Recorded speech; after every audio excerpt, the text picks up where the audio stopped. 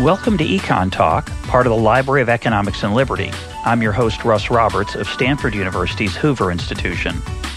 Our website is econtalk.org, where you can subscribe, comment on this podcast, and find links and other information related to today's conversation. You'll also find our archives, where you can listen to every episode we've ever done going back to 2006. Our email address is mail@econtalk.org. We'd love to hear from you. Today is December 17th, 2012, and my guest is Becky Pettit, professor of sociology at the University of Washington. Her latest book is Invisible Men, Mass Incarceration and the Myth of Black Progress. Becky, welcome to EconTalk. Thank you. Your book's about the growth of the prison and jail population in America, its impact on people's lives, and how it affects our understanding of social statistics. Let's start with some basic facts. What has happened to the prison population in the United States over the last 30 or 40 years? Over the last 35 years, the prison population has quintupled. We now have approximately 2.3 million Americans who are in prisons or jails on any given day. That number has been about the same for the last 4 years. So after several decades of an increase, we have leveled off at about 2.3 million. And one of the key features of that growth in incarceration, most scholars agree that the growth was largely driven by shifts in policing, prosecution, and sentencing. There are about almost half of offenders are in prison or jail for nonviolent drug or property crimes.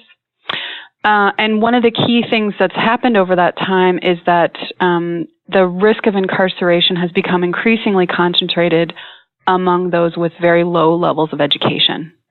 So over half of inmates, young inmates between about 20 and 35, have less than a high school diploma. And is that a new phenomenon? And if so, relative to, say, what time period?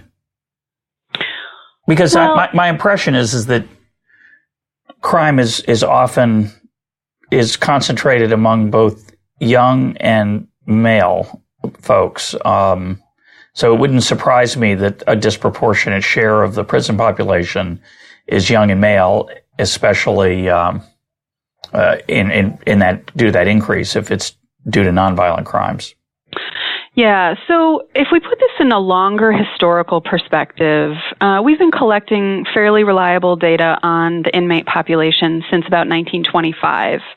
And from 1925 to about the early 1970s, the prison population was very stable, and at about 0.1% of the population. That's 100 per 100,000. Right. Is that right? Yeah, that's about right. Yeah. That's the number that's right. that you that's evidently commonly used per 100,000. That's right. That's right. And what's happened over the last 35 years or so is that there's been this dramatic increase, so that by 2008, that number was about 750 per 100,000. Massive increase. Massive increase. And one of the other things, and one number that floats around a lot, is if we think about it as a fraction of the adult population, those over age 18, it's 1 in 100. 1 in 100 American adults is in prison or jail on any given day. If we include people who are under other forms of criminal justice supervision, it's 1 in 31.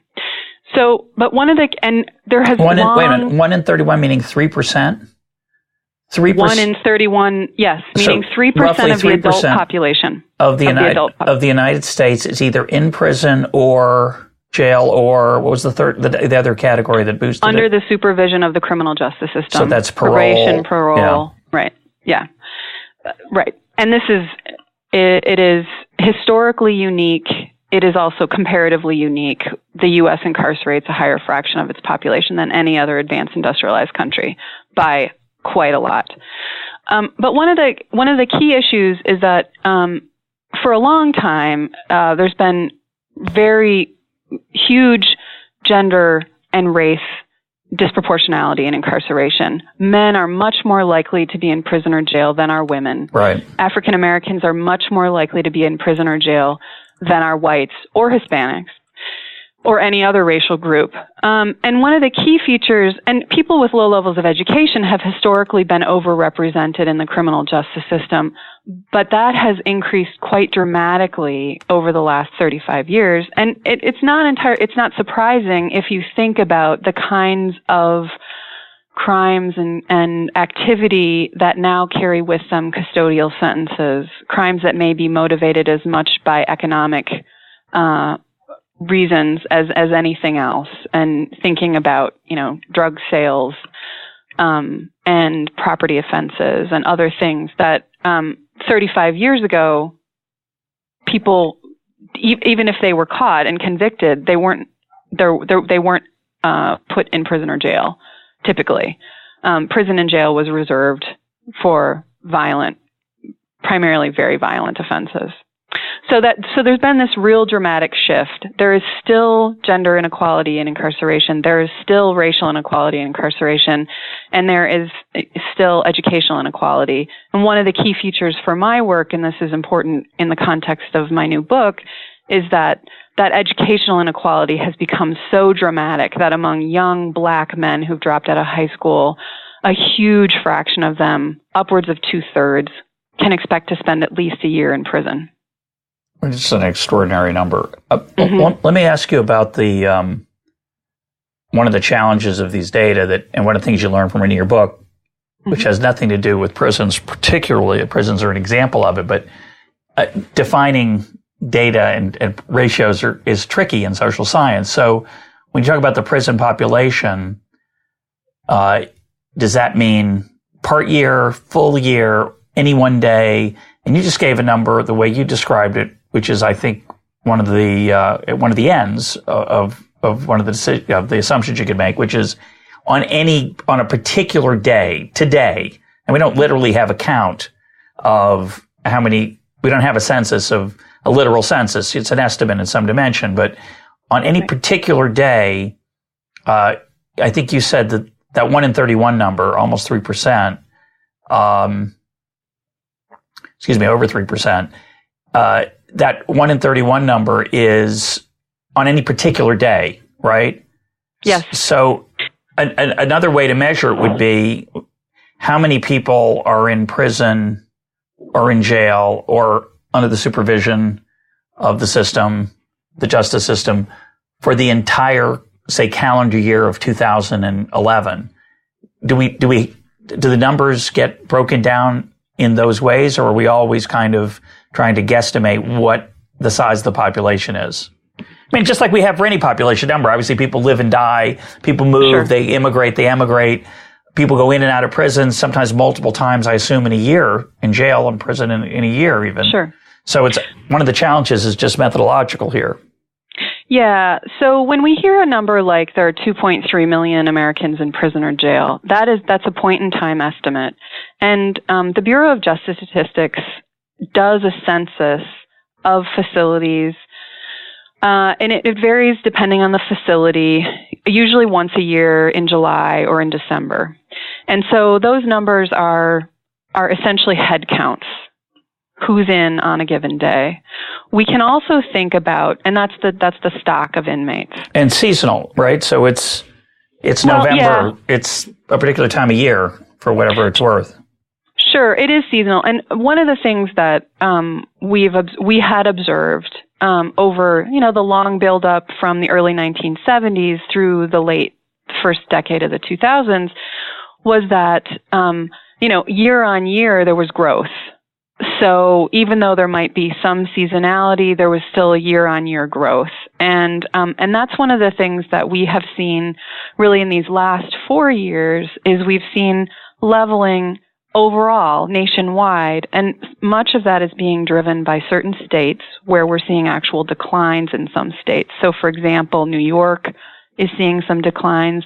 And I think one of the primary explanations for that is New York is moving to a whole range of what we think of as diversions, alternatives to correctional sentences, drug courts, and the like.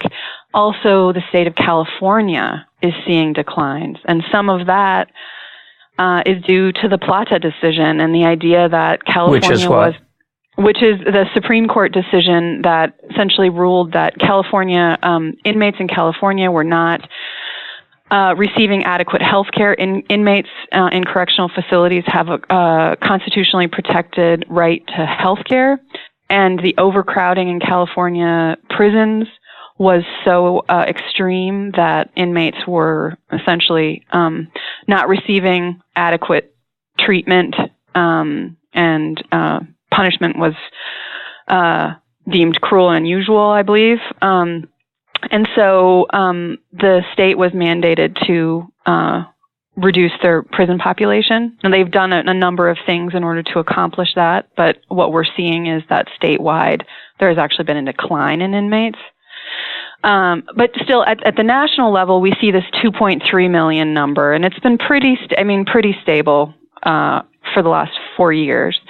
Now, there are clearly inmates cycle through, and the jails are typically county run or at the county level, and they house inmates who are either awaiting trial or who have a sentence of less than a year. State and federal facilities typically hold inmates that have been convicted and their sentence is longer than a year. So what we see is at the jail level, we see a large cycle. I mean, huge numbers of people cycle through. So right. People say there are 12 million visits to local jails. At any given day, it's I can't remember the number exactly, but it's about 800,000, somewhere in that, about 750,000 people. But over the course of a year, there are 12 million visits, and if we factor out the people who go through more than once, then it's about 9 million people. 9 million individuals have spent at least some time in jail. Prisons, because by definition people are there longer, there's less cycling, but estimates suggest that about 750,000 people are released from prison over the course of a year. So 700,000, and so these are clearly my work focuses primarily on people when they're incarcerated, but this is something that we've talked quite a lot about publicly, about reentry programs, things like the Second Chance Act, which was designed to increase public investments in training and education for people who are being released, because the vast majority of inmates in both local facilities as well as in state and federal prisons do get released. Estimates suggest about 95%. So at some point, most people who have spent some time in prison or jail will get out. Yeah, it's there's a weird, maybe not to other people, but to me, weird interaction between, say, prison labor and non-prison labor. People don't like prison labor that, quote, competes with non-prison labor, but of course we all compete with each other, so it's a weird thing to me. But then you have this idea of training. It would seem like a good idea to train prisoners to be able to do something when they get out so they don't become criminals again. And yet I think there's some opposition to that somehow either they, quote, don't deserve it, or it's competing with honest people's labor. There's a lot of political tension there, right? Oh, absolutely. I think that the prison system, and I mean that to encompass federal, state, and local facilities. When we think about the prison system or the criminal justice system, about 40. If we go back to the 50s or the 60s, there was much more of a rehabilitative philosophy, and that the idea that people committed crimes, they spent some time in prison or jail, paid their debt to society, hopefully emerged on the other side better prepared to participate. And that might have involved, and that may have involved some rehabilitation while incarcerated, in some kind of job training or some kind of educational program. And, many of those programs persist in facilities And however, in the context of this massive increase in incarceration, the amount of money we can devote to rehabilitative programs, in contrast to just supervision, is dwindling, given the per person who's incarcerated, right? So sure, well, yeah. spending on prisons has gone up, but there are, a number of things that demand lots of resources: supervision, increases in solitary confinement, the aging of prison facilities, the aging of inmates themselves, the healthcare needs of inmates. And so there's less and less available per person for education and training and things like that. Yeah, basically, you're running a hotel for $2.3 million. It's a $2.3 million person hotel chain. With the TVs aren't as large and numerous, the beds aren't as comfortable, and there's less marble in the bathroom. But it's expensive, obviously. It is very expensive. And so this is one of the issues that a number of states have wrestled with in the economic downturn of the late 2000s, is that, they have very few state resources to devote to a whole range of things. And, right. and prison facilities are one of them. And so, states have to cut, or have found themselves cutting back. And there are a couple of ways to limit prison costs. One is to limit the number of inmates, and another is to limit the services that they receive while they're incarcerated. Yeah. Well, based on your earlier remark about reductions in California and New York, I think probably they're doing a little bit of everything. Yeah. But the question I want to ask is, given this this growth, the challenge of this kind of this field, obviously, is that there's an incredibly complicated interplay between crime, policing, and sentencing. Right? They're all changing over time. And so when we look at this big increase of many-fold, multiple number in inmates and people incarcerated, it could be due to all three of those factors getting more serious. It could, right? Crime rates could be increasing, policing could be more intense, and sentencing could be longer. Or it could be crime rates are about the same, but we catch more criminals and we just keep them in jail longer. Do we know anything about that breakdown of those three factors? And in particular, given that it's from what you say, it's largely an increase in what we might call, I don't know what the technical term is, nonviolent crime, drug users, et cetera, which of course has some violence related to it for other reasons. But do we know how much of this increase is due to changes in crime or policing or sentencing? I know people make different claims because they have a stake in it, those claims. So do we know anything reliable about that? Yeah, the evidence is pretty clear. The crime rate is down to levels we haven't seen since the late 1960s. So crime is way down from its historic heights, and this is true no matter what indicator you look at. You can look at murders, you can look at violent crime, you can look at property crime, any range of them. There clearly were peaks in the crime rate in the early 80s, in the early 90s, depending on what measure you looked at. But now crime is down, way down. And, the evidence suggests, depending on what crime you look at specifically, there was this increase between this year, 2010, 2011.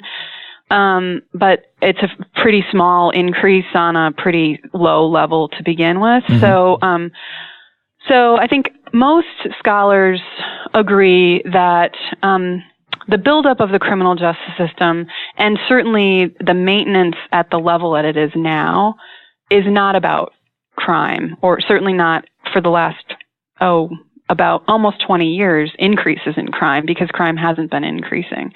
And instead, it has to do with some of the other things that you mentioned, which is increased policing, and surveillance. And when people then are arrested, then there's increasing prosecution. Now, it doesn't necessarily mean people are going to trial. It means they may be plea bargaining. There's a range of other ways to resolve these cases. And then there are mandatory minimum sentences. And so those mandatory minimum sentences require that people are spending time in prison or jail.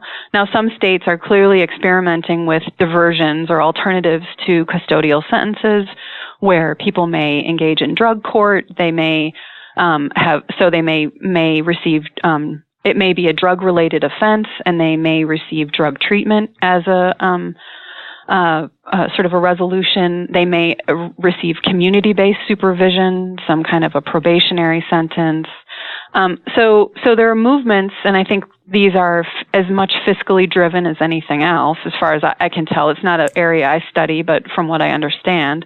And I think one of the other things that's really driving the increase, and this is particularly acute in some states like California, are parole revocations, where it's not necessarily someone may have been released on parole, and they may not even have committed a new offense, but they may be in violation of parole. And there are lots of ways people can violate parole. They can not show up with their meeting with a parole officer, or not update their address, have a dirty drug test. And there's a whole range of things that can lead to a parole revocation where someone will then go back into prison, and then for a longer period of time. And that can really, it's been shown in some states, California in particular, to really swell the ranks of those incarcerated. So it's not just that they're getting mandatory minimums, but then they're actually having to serve the full extent of the sentence and potentially longer. Well, coming back to an earlier point, I mean, a lot of people argue that the crime-prison relationship runs in the opposite direction, that because we've imprisoned so many people, the crime rate's lower, right? I mean, one view is, oh my gosh, with crimes falling, why are we having so many people in prison? And some people say, well, causation runs the other direction. We've imprisoned a lot of people. We've given up on rehabilitation. We've said the best way to keep people from being criminals is to keep them out of the general population and lock them up. Not a very attractive, pleasant viewpoint, but it might be true. It certainly reduces repeat offenses if you're in jail. So is there any reliable, I'm sure there isn't, but is there any reliable, I'll ask anyway because I'm polite, is there any reliable evidence that it disentangles that causation problem? It's obviously a tricky thing.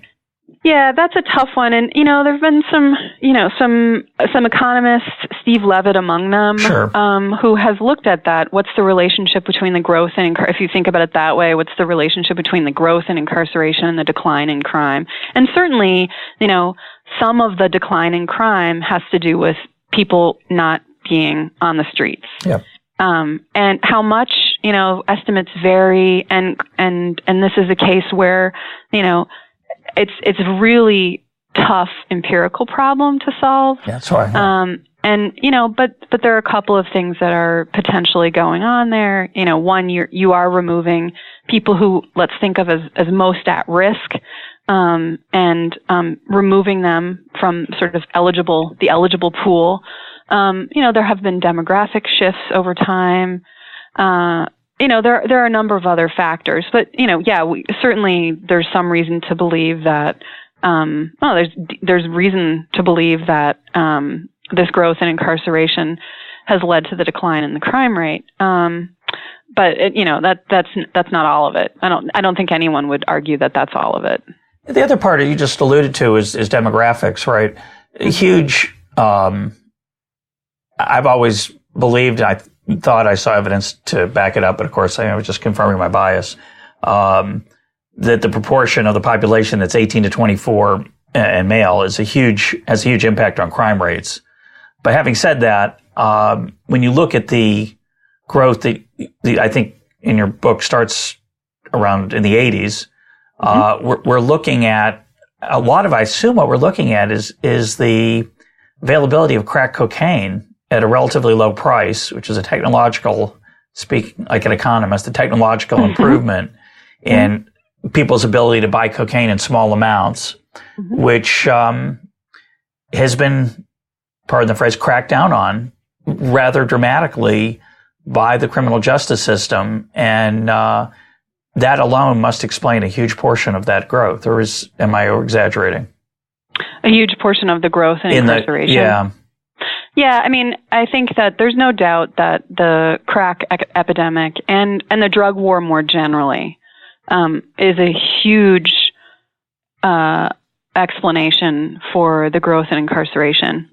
But I think one of the things that the scholars who study this historically really point to the Rockefeller drug laws in New York State and the criminalization of the criminalization of drug possession and sale and the custodial sentences that adhere to that as being a real one of the key drivers that led to the increase.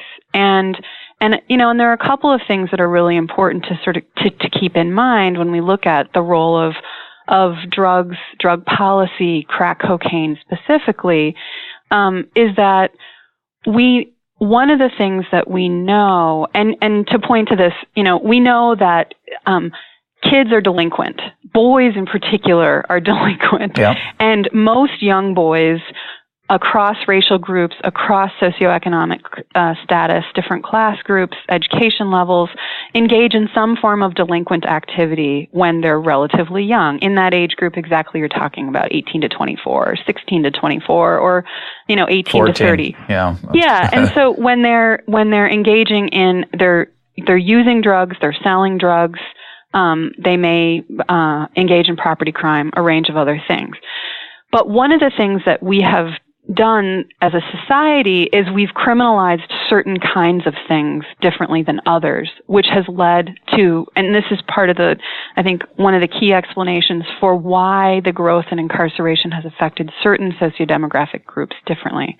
The evidence suggests that young white men and young black men use drugs at about the same rate. If anything, young whites may use drugs more, right? But they're much less likely to spend time in prison because of that. And that largely has to do with where kids use drugs, where they sell drugs, and how we police. So, young African American kids, other kids of color, kids with low SES who live in urban SES being socioeconomic status. Sorry, that's all right. And who maybe live in high poverty urban areas are much more likely to use and sell drugs in relatively public places. And that's exactly where you find greater levels of surveillance, more police presence, higher likelihood of getting caught. If caught, then they're prosecuted and ending up in prison or jail, right? So that's one key distinction why we continue to see such large race differences and class differences in criminal justice contact, even though drug use, as far as other survey data suggest, isn't different across race groups, for example, among young men. And then another key thing, which is something I think states are thinking a lot about and how to remedy inequalities in sentencing, which is, the very classic distinction between crack and powder cocaine. And so for the same amount of crack cocaine, sentences were typically much, much longer than for equivalent amount of powder cocaine. And when we think about who was more likely, even going back into the late 70s, early 80s, who was more likely to use crack versus powder, African Americans, those with low levels of education or living in impoverished neighborhoods, were much more likely to be using crack than other kids, other young people. So we see these sentencing, the role of policing and prosecution and sentencing having these real disparate impacts on different sociodemographic groups. Yeah, well, let's talk about that for a minute, because one of the themes, a very occasional theme on this program, is what Bruce Yandel calls the bootlegger and Baptist explanation, which is for public regulation, which is that a lot of regulations are the strange coalition of people who have high-minded altruistic motives and those who have very self-interested motives.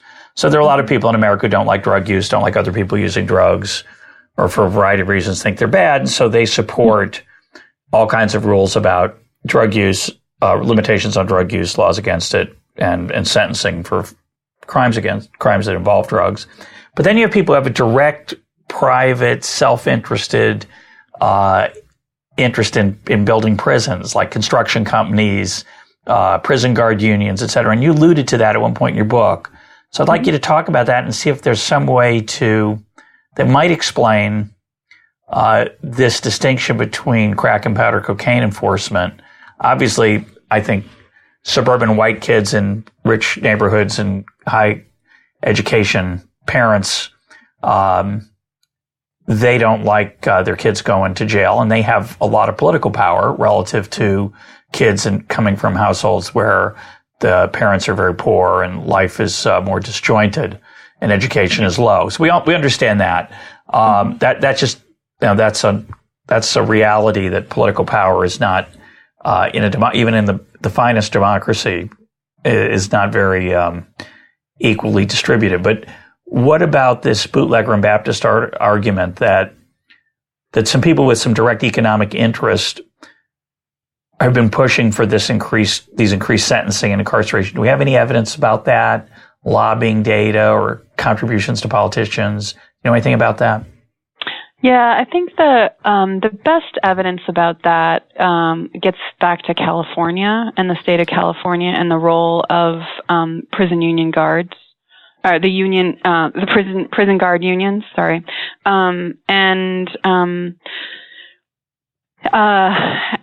my colleague, actually, who's now here at the University of Washington, Catherine Beckett, has done some really wonderful work, and other people have done similar work in which they've looked at the economic and political interests of certain groups, and prison guards are one of them.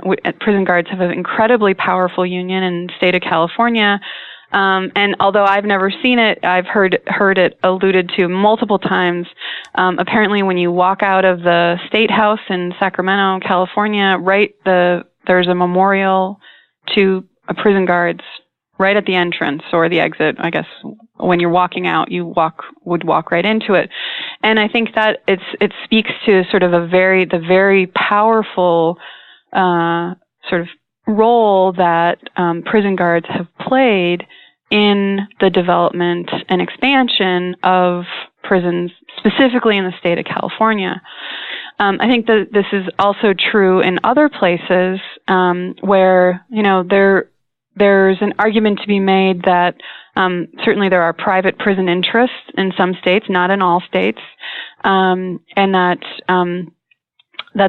an opportunity for growth, economic growth, and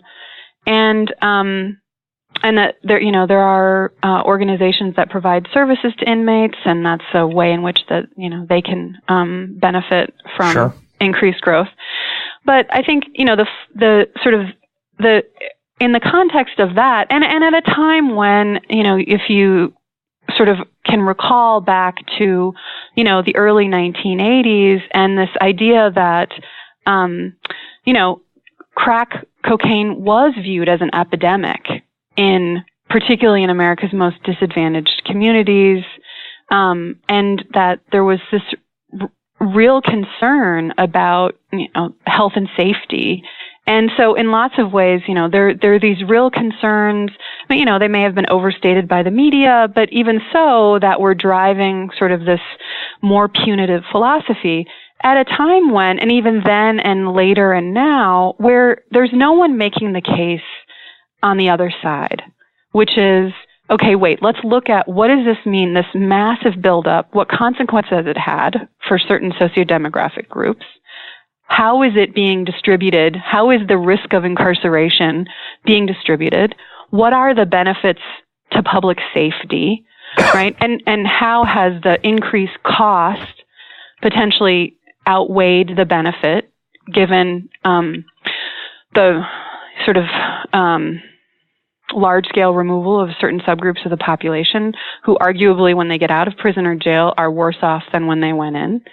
And we may individually say that that's fine, or we may think that that's punishment, but collectively, if we think about, well, those subgroups of the population and those individuals in particular have needs.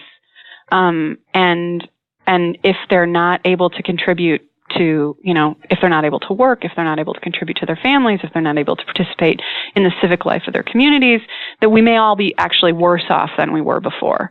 So the flip side is, on the one hand, you do have prison guards, you have private prison operators, you have service providers in facilities who may be arguing for a more punitive approach, and people who are tough on crime. That's politically quite appealing, I think, yep. to quite a lot of people. And when you have really nothing on the other side, no politician wants to be viewed as soft on crime. In environments where judges are elected, they don't want to be viewed as soft on crime. And so there's a real passivity on the other side, where what does it really cost us? And I think this is a silver lining to the economic downturn of the first decade of the 2000s, in that states have really had to think hard about whether this is a good use of resources. Yeah. Because they just don't have enough money. Yeah, no, you raised a lot of interesting issues. I mean,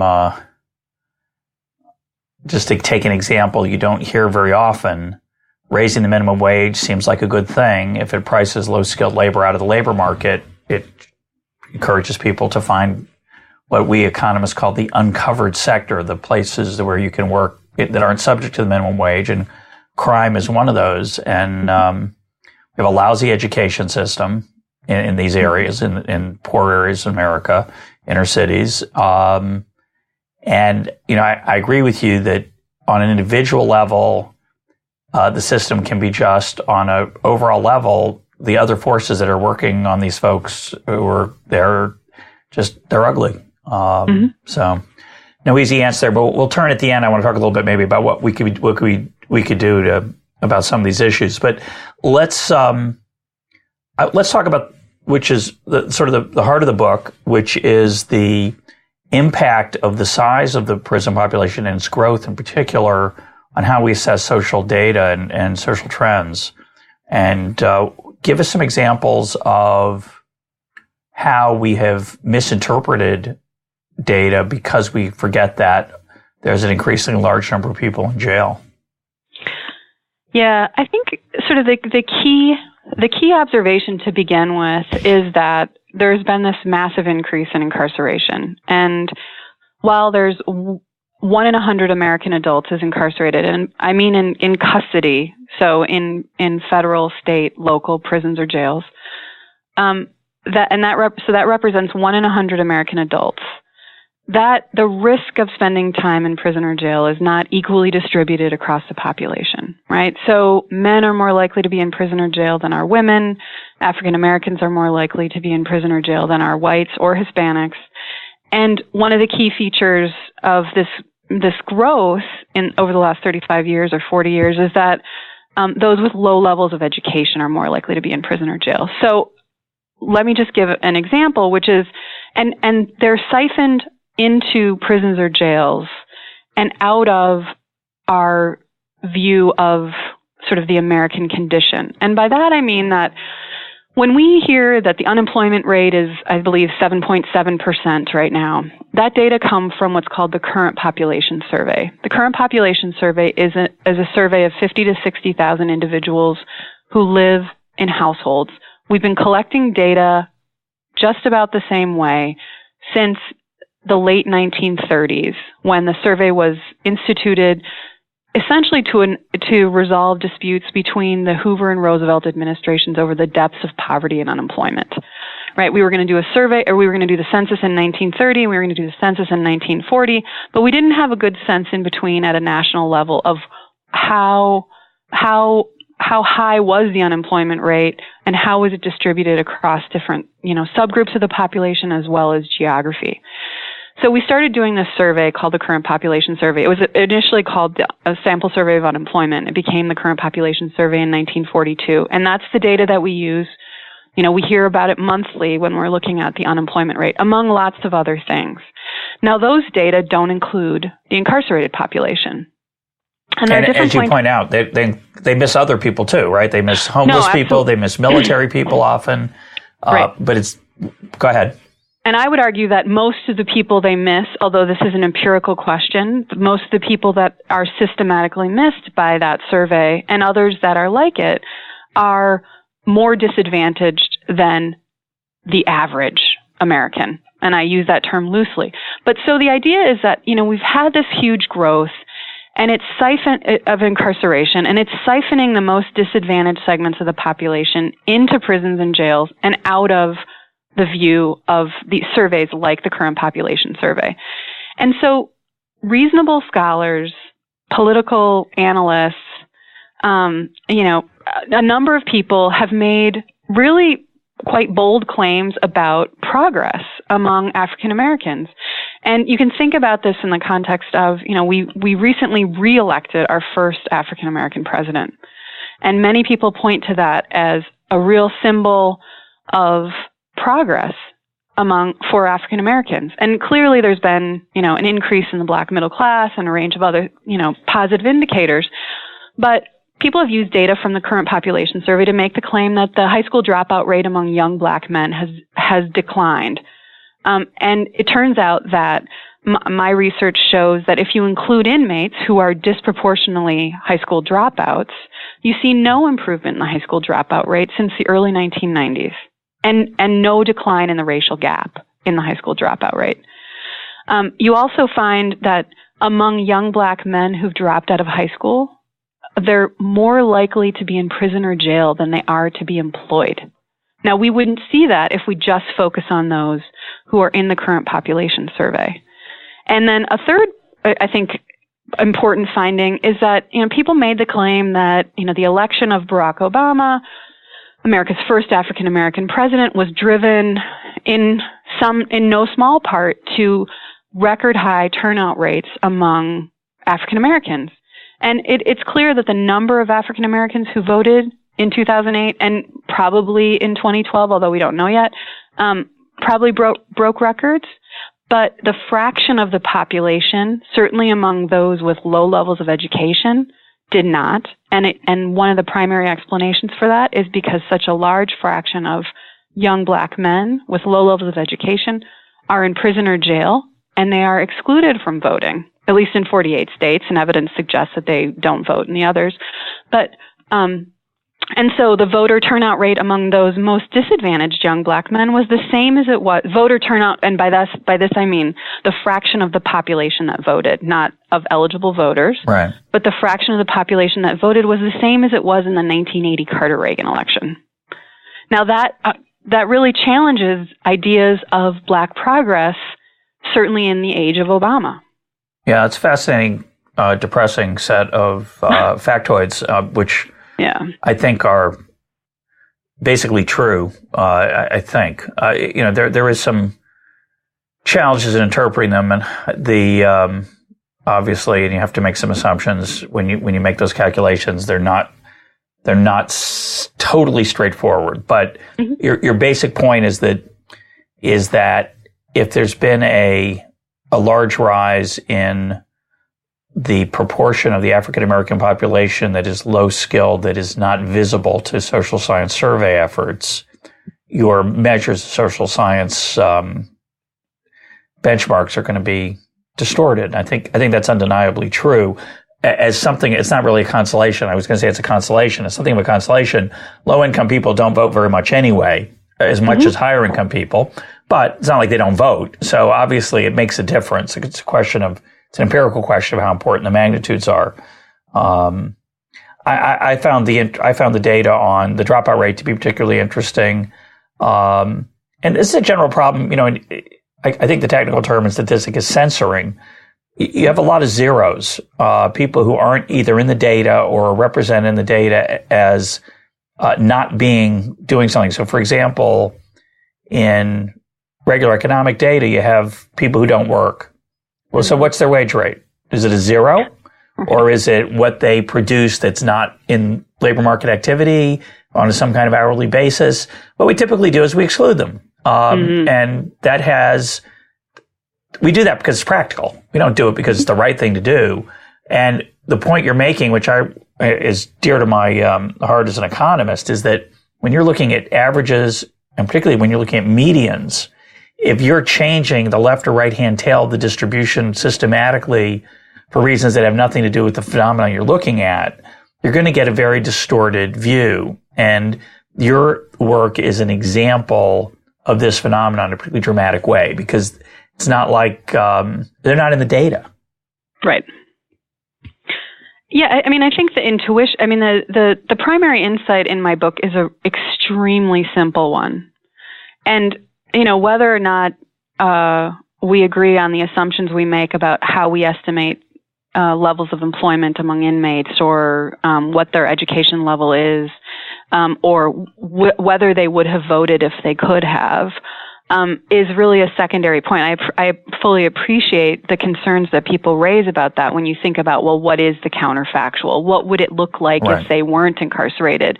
And I don't know, actually, the answer to that. I mean, I've thought a little bit about that. But I think the primary observation is that when we're making claims over time, and the sample we're observing over time is shifting in ways that affects those claims, I mean, that's deeply problematic. I mean, when we're making claims about the general population and we're systematically excluding certain subgroups, those who essentially make the picture look worse, then that's the problem that I'm observing, which is, you know, we categorically exclude certain subgroups of the population from these surveys, like the current population survey, and many, many others. Those are related to health, those are related to family formation, just a wide range of surveys. And, you know, there have been different points in American history where we've missed certain subgroups. And if you think about during World War II, we missed young men who were in active duty military. If you think about the late 60s and early 70s, also missing young men, you know, who were called up to active duty military. Active duty, you know, there are more people incarcerated now than there are in active duty military, and there are very select, those who are incarcerated represent the most disadvantaged segments of the population. So we're excluding them. Now, how much difference does it make? And that's where, I mean, this is something that I've tried to put to bring some data to bear on this in the book. But I recognize that people might dispute exactly how I've done that or question that. But one of the things that's really important to me as a sociologist who's interested in the study of inequality, I fully appreciate that if I were an employer and I was trying to set wages, or if I were working for a state unemployment insurance department, I'd care what the unemployment rate is, right? I'd want to know how many people or what fraction of the population is unemployed but looking for work. And that's because that's a really good measure of labor slack, right? If I work for a political campaign and I want to find and tap into veins of eligible voters, I'm very concerned about the voter turnout rate among eligible voters. But as a sociologist, I'm really interested in how we understand inequality. And so, you know, it's as important to me to understand who's not working, sort of thinking about everyone who's unemployed and not working, not just those who are still looking for work. And even for those who are incarcerated, who may be in some sense employed, but they're not covered by usual, you know, conventional bargaining agreements or minimum wage regulations or anything for that matter. And so from my perspective, you know, it's more interesting to me to understand social inequality if we look at those people who are also excluded. Yeah, and as the labor economist to me from my old days as a labor economist, when I was a little more narrowly focused, one of the things that labor economists look at is time out of the labor force and its effect on your skill level. There's depreciation, obviously. for when people leave the labor force, either voluntarily or involuntarily. And then if you get arrested and you're spending a few years in jail, it's not so good for your wage rate when you come out. Not just because, even if there was no stigma, if you didn't have a problem explaining that you weren't working for 3 years or you were making license plates, whatever you could do before, if you were in the labor market, obviously has decreased, and your skill set's going to have deteriorated a little bit. So that's another factor I had never thought about. But let's talk about magnitudes for a minute. Now, 2.3 million people is a lot of people, but we're a big country. So the way I took your data on the dropout rate, for example, is that if you look at the raw data without taking account of the effects you're discussing, it looks like there's improvement over time from the 90s, that there's been a reduction in the dropout rate. And what your work shows, and as you say, there's obviously, you could challenge it, but what you show is that it's actually flat. There's been no improvement. You could argue that's good news. At least it hasn't gotten worse. So it's true, it's not improving, but it's not getting worse, even if you include the invisible men that are the title of your book. But just to give some general magnitudes, if we have 2.3 million folks in prison or jail, what proportion of those are African American, and what proportion is that of the total African American population, so we can get a better idea of what the exclusion is that we're talking about? Yeah. So just over 90% of all inmates are male. And among male inmates, it's about 45%, 45% are African American. Varies a little bit, depending on what type of facility you're looking at. And so what one of the key things that I look at, is among, young men, sort of we think of as the prime incarceration years, between the ages of about 20 and 35, that among young black men in that age group, it's about 1 in 9 are incarcerated, so 11% roughly. And then if we look at those with low levels of education... I got to stop you there just for a sec, because people get confused about percentages, and they get confused about what's in the denominator and what's in the numerator, and whether you're talking about in the prison population or the general population. So I just want to, let me give you my interpretation of that number. So you're saying that if you took young African-American men, all of them in America, 11% of that population is in jail. Yeah. And what would that corresponding number be for young white Americans, males? 1.8%. So it's 7 times higher, roughly. Yeah. 7 times higher. That's pretty depressing. Yeah. So that's and what we see. I mean, there was racial inequality. So my book really charts changes from 1980 to 2008.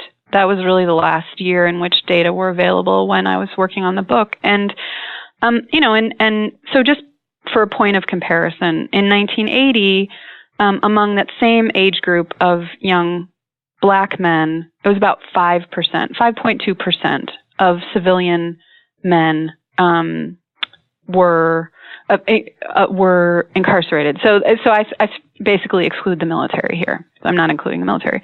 And then for those for white men, it was just over 0.5%. It was 0.6 of a percent. So and then if we go to 2008, it's 11.4% for young African Americans and 1.8% for young whites. So it's tripled. It's tripled for whites. Mm-hmm. And it has doubled for blacks. Is that correct? I get that right? More than doubled. A little more than doubled. Yeah. So it's which is ironic given our earlier discussion. So I think we're in the second or third derivative. There is the problem, but they're high numbers. The trend's one thing, but the level's very, very depressing.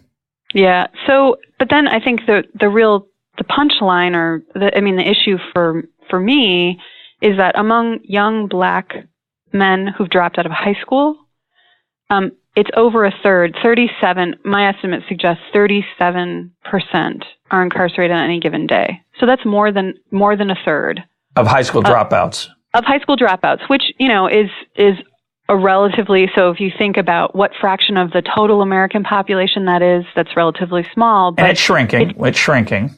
But it's so, well, excuse me. My argument would say it's not shrinking. Yeah, actually. I was thinking about a different comparison. I was thinking about college versus high school graduation. The proportion of Americans with the college degree has been growing. But unfortunately, the proportion who are dropping out of high school can still be growing. Yeah, go ahead. Right. Sorry. Right. No. So if you think about that, more than 1 in 3, 37, according to my estimates, not to be too precise, but 37.2%. Want to use a decimal point, Becky? Yeah. But among whites, it's 12%. Right. So I mean, so for young white men who don't finish high school, which is bad idea. Yeah. It's the same. The incarceration rate is the same as it is, or a little higher than for young African American men, broadly speaking. And what that means, I think what the point that I'm trying to make in my book is that, and I'm not always focused on the glass being half empty. But I think that if the idea is that we want to design social policy and evaluate social policy and do social science research to really understand what generates inequality, we can't exclude the most disadvantaged segments because there's really important information there. People make the claim about the school to prison pipeline. I think the evidence, whether or not it's the school to prison or exactly how it works, I think is a great source of debate. But the evidence that there's a really strong link between failing to complete high school and ending up in prison or jail is just overwhelming. And to take the economics piece of it, the monetary part of it, I should say, that and when people point out that not going to high school is an economic disadvantage and they look at ratios, say, of college graduate earnings or high school graduate earnings to high school dropout earnings, your work suggesting that as bad as that is, it's worse if you could include the people who aren't even in the data set, who are typically more likely to have dropped out of high school and then are in prison. Of course, there's also the effect that, having my earlier point, having been in prison, they've lowered their economic opportunities because their skills have depreciated. They have the stigma of being former prisoners, and as a result, so that high school dropout ratio is a mess. It has a lot going on there that needs to be disentangled when you're comparing wage rates of higher levels of education to high school dropouts. Because for that education class, this is a very significant phenomenon, which is eye-opening for me. Well, we're almost out of time. Do you want to say anything cheerful about what might be done to either, quote, improve this? Again, there's a tangled story here of personal responsibility and social policy, but are there changes in social policy that you wish were on the agenda that might make things better? For me, that's improving the school system and getting rid of the minimum wage, but I'm sure have different arguments, so I'd like to hear them. Well, I think, I want to borrow some insights that have been introduced and I think championed by some very smart economists like Alan Kruger and James Heckman, and to looking at the criminal justice system in many ways as a product of as much as it is a product of crime and criminal involvement, and thinking about it as a product of the education system, particularly the K-12 system and even earlier. And though they and others have made the argument that we really need to think about investing in early childhood education, K-12 education, exactly to prepare young people for a range of careers in a rapidly changing economy, and in many ways, hopefully, to avoid spending time in prison or jail, particularly for those nonviolent drug and property crimes. So I think that strikes me as one avenue. And I think it's something that people have increasingly talked about, particularly in the context of declining state budgets, where states at the state level are looking directly at these comparisons between K-12 education and criminal justice spending. And, in many ways, those dollars, they have to figure out how to allocate them. So I think, seeing the growth of incarceration in its relationship to education, I think, is really important, and thinking about the kind of what problems we're trying to solve with the criminal justice system. And I'm not sure that custodial sentences are the right way to go. I think there's lots of initiatives investing in education as a possibility. I think also these alternatives to sentencing, particularly in relation to drug offenses, drug treatment is a hugely important piece, I think, of the solution. So, and we know a lot more now than we did 35 years ago about the physiological bases of drug addiction and other things. And so we know better, and it strikes me that we can design treatment that is more appropriate to the real problem. So, I don't know where we're going to go from here in the context of the 2.3 million incarcerated, but I think that there are some potentially positive avenues. And I also want to say that I think directly related to my book is that I think it's important for us as social scientists to pay attention to the tail of the distribution, and try and find ways to incorporate that experience, whether it be through expanding the survey efforts or doing the kinds of things that I did, which involved combining data from different sources, to sort of get a handle on what the processes are at work, not just about criminal justice context, but also with respect to completing education or educational attainment, employment, voter turnout. I mean, a whole range of different things. But I don't think we're going to get very far if we just ignore the most disadvantaged segments. My guest today has been Becky Pettit. Becky, thanks for being part of EconTalk. Thank you.